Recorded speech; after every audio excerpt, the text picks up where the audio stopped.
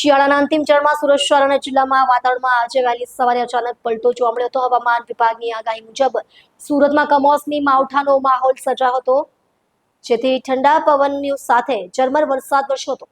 આ અણધાર્યા વરસાદે શહેરીજનોને આશ્ચર્યમાં મૂકી દીધા હતા, જ્યારે ખેડૂતોના ચહેરા પર ચિંતાના વાદળ છવાઈ ગયા હતા.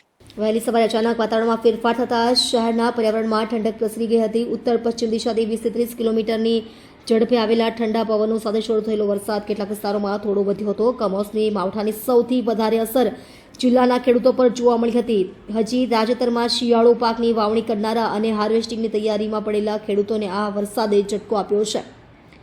ઘઉં, જીરું, ડુંગળી અને અન્ય શાકભાજીના પાકને નુકસાન થવાની ભીતિ સેવાઈ રહી છે. ખેડૂતોનું કહેવું છે કે જો આવો જ વરસાદ ચાલુ રહેશે તો પાક બરબાદ થઈ જવાનો ભય છે, જેનાથી તેમને આર્થિક નુકસાનનો સીધો પ્રશ્ન ઊભો થશે. બીજી તરફ શહેરના વાતાવરણમાં પણ કમોસમી વરસાદે અનેરી રંગત બાંધી હતી. શહેરના અનેક વિસ્તારોમાં સવારની પહોરમાં વરસાદ પડતા લોકો ઘરોની બહાર નીકળી શક્યા ન હતા. સૌથી વધારે મુશ્કેલી લગ્ન પ્રસંગોમાં આવી હતી. શુભ મુહૂર્તના દિવસે યોજાઈ રહેલા અનેક લગ્ન મંડપો આ અણધાર્યા વરસાદનો ભોગ બન્યા હતા. વહેલી સવારથી શરૂ થયેલા વરસાદે લગ્ન મંડપો અને બેઠક વ્યવસ્થાને પલાળી દીધી હતી, જેના કારણે વર કન્યા પક્ષના લોકો સહિત મહેમાનોને ભારે હાલાકીનો સામનો કરવો પડ્યો હતો. ઘણા સ્થળોએ લગ્નની વિધિઓમાં વિક્ષેપ ઊભો થયો હતો, જ્યારે કેટલાક લોકોએ છત્રીઓ અને તાડપત્રીઓનો સહારો લઈને પ્રસંગને આગળ ધપાવ્યો હતો.